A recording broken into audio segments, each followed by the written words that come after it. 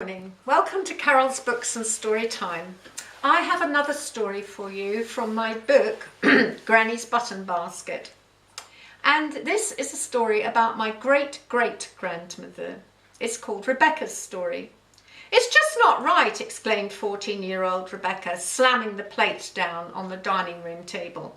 "It certainly won't be right, whatever it is, if you break that plate," warned her mistress.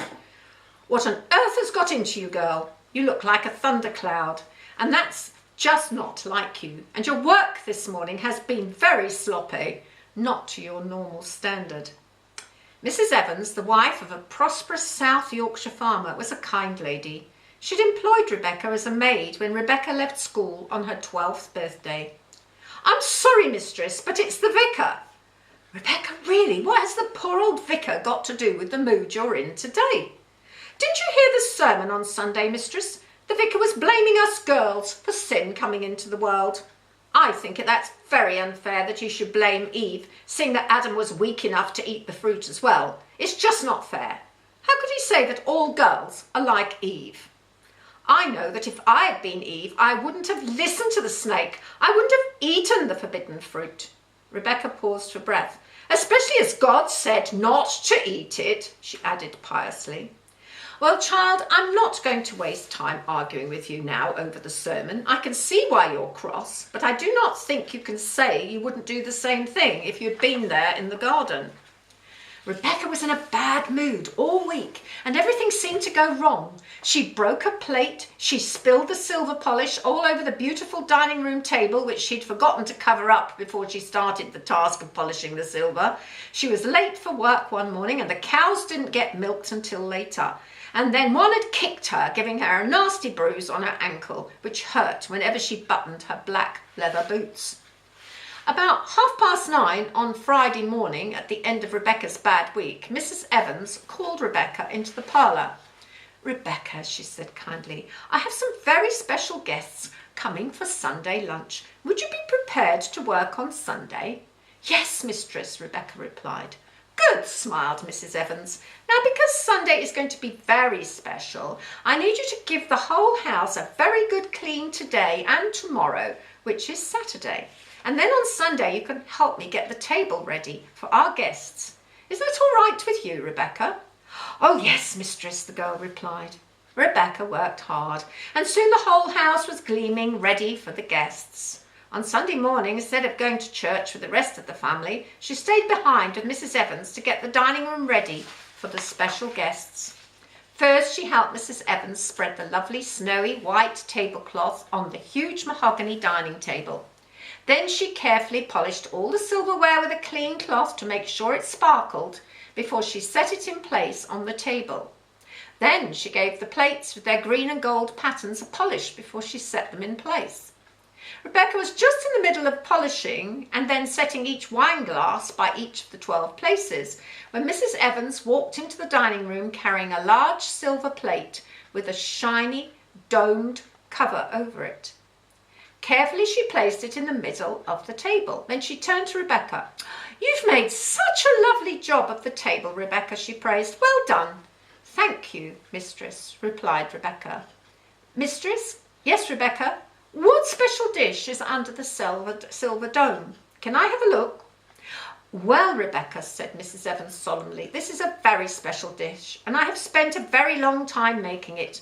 I've put the cover over it to protect it until our guests are seated at the table." "Can I just have a peep?" asked Rebecca. "No," and Mrs. Evans shook her head. "Not even a peek, Rebecca. Do you understand? Not even a peek." Rebecca looked crestfallen. "Do you promise me you won't even try to look?" asked Mrs. Evans. Rebecca slowly nodded her head. "Good. I know I can trust you." And with that, Mrs. Evans turned on her heel and left the dining room. Rebecca carried on polishing the wine glasses, but she could not take her eyes off the lovely dish sitting so proudly in the middle of the table. And every so often her hand reached out to touch it, and then she drew it back again. "The mistress trusts me not to look," she said firmly to herself. Next, she turned her attention to folding the snow-white table napkins in the special way Mrs. Evans had taught her. And all the time she was doing this, her eyes kept straying to the lovely silver dish. Finally, she could bear the suspense no longer. She just had to have a look at Mrs. Evans's wonderful creation. Was it a special cake? Or was it one of those butter sculptures? Or was it carved ice from the ice house? Or was it spun sugar? Rebecca looked down at her smart black boots with the buttons. She was so proud of them, and she wore them every Sunday. Just a peep, won't do any harm, they seemed to say. Rebecca shook her head in disbelief. Boots don't talk, she said firmly, but these boots seemed to have a voice all of their own, and what was more, their voice sounded just like hers. Go on, have a look. Mrs. Evans will never know, the voice went on.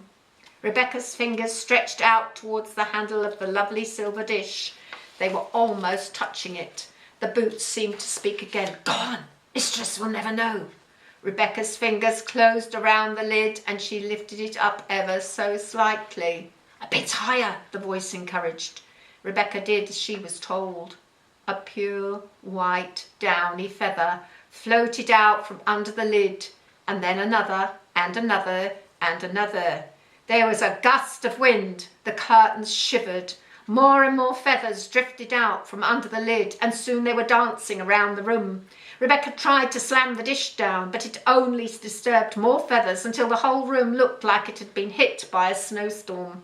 Rebecca danced around the room trying to catch the feathers, but the more she tried, the more feathers there seemed to be. What shall I do? She cried to her boots, but they had gone strangely quiet.